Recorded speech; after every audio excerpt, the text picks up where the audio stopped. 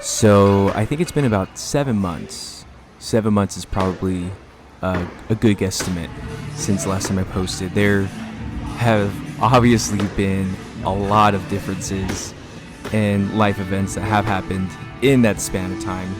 It feels like it's been a year, probably a year and a half to be honest, but I would say this video update is basically just a recap of those 7 months. And I would say the first three were huge unknowns in terms of what the future of training was going to be like, but I had to purchase a bar, Olympic weightlifting bar, and some additional bumper plates. So I thought I was a little bit ahead of the probably thousands of people who tried to do the same thing or had the same bright idea.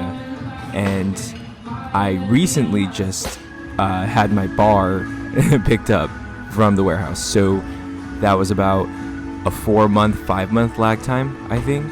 And shout out to those companies though, because they probably were trying their best to get all the product in, and that's a huge undertaking because of probably the sheer amount of volume they probably received during these crazy times. But with all that to say, I'm pretty fortunate to be in the spot where I'm still able to train at a facility. And with all that being said, is we all still try to take as much precautions as we can with all the unknowns that are going on. But the thing was, at least for me, and I'm sure everybody else has felt this too, once you're thrown out of a rhythm, there is either a mixture of anxiety, panic, and fear, obviously, to are we ever going to get back to that consistent schedule again? And what can we do to gain back the time that we mentally think we lost? Because I still know some people who go to the gym maybe once or twice a week, if that, because of a lot of different factors that they have got going on in their life. And it's sad, it definitely is sad. And you just try to be empathetic to what's going on with their life, because there's some risks that people will never take. And, props to them, because there is a line that they draw. My situation is a little bit different because I am not around people who are at high risk for everything that's going on. So, trying to go back to the updates. And I would say for the first 2 to 3 months, the only thing I was able to do were back squats at around 80-90%, medium mild reps. I was in touch with my coach during this time, and he said, yeah man, just try to get whatever you can done. And the gym I was going to was about a 20-minute commute, and that gym actually closed.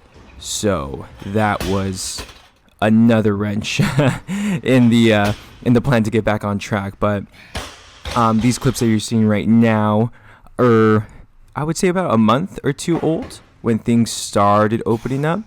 And thankfully, the strength is still there. I would say the consistency at higher reps and percentages are not there. And that just comes with time. But it's frustrating because these are setbacks that you weren't of your doing, because no one thought any of this was going to happen. And this isn't an injury setback. This isn't I'm moving across country setback, or I'm going to college setback, or I lost my job setback, where you won't feel as bad in terms of prioritizing things. So we can only control what we can control, right? So for me, at least, it's the barbell. And I had a couple of different life events happen, at least in my personal life, which took a little bit, which made the lifting obviously a backseat. And I just knew that I had to kind of put things in the back burner, because if I didn't, then I wouldn't be in a good financial position to keep lifting. But there was just a lot of, I would say, mental fatigue during this time too, because you're balancing with a lot of unknowns, whether it's work, life, your social circle, and family and everything like that, where you have these little things in the back of your mind. So it just makes things a lot tougher, makes things more difficult. But pushing forward, I would say I was able to go back to somewhat of a consistent lifting schedule about 4 months in to this whole change that's going on right now. So I would say 2 months into consistent lifting, my body was back into competing shape, right? So I was hitting different maxes, complexes we were doing, and the programming was more of trying to keep the body moving, pushing some percentages, some different complexes, but we are paused in terms of competing, and that's weird and difficult. This is a complex PR, and I would say my body weight's about 210, between 210 215. I usually try to compete around 195, and I usually hover around 200.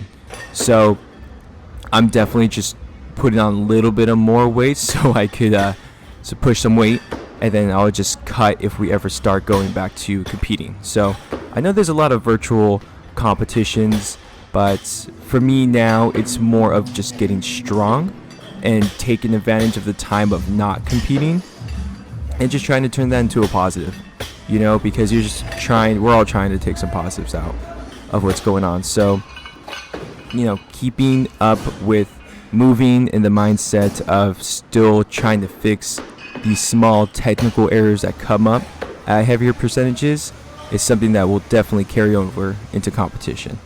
If my coach said, hey, we're going to compete mid next year, boom, mindset will change, eating habits will definitely change, and we'll start prioritizing the training based off of that. So I would say the things that have been looking better is my upright position in the catch, more of a consistent turnover on the snatch, and utilizing a different start position as well.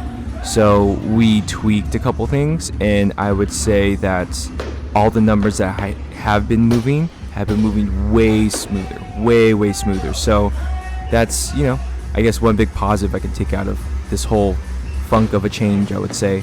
But to end on a lighter note, I'm definitely going to keep posting more consistently. Now things are a little bit more consistent, if they can be. So going to post a journey, and these numbers are going to keep climbing. So can't wait to keep posting, keep lifting, and stay safe, guys.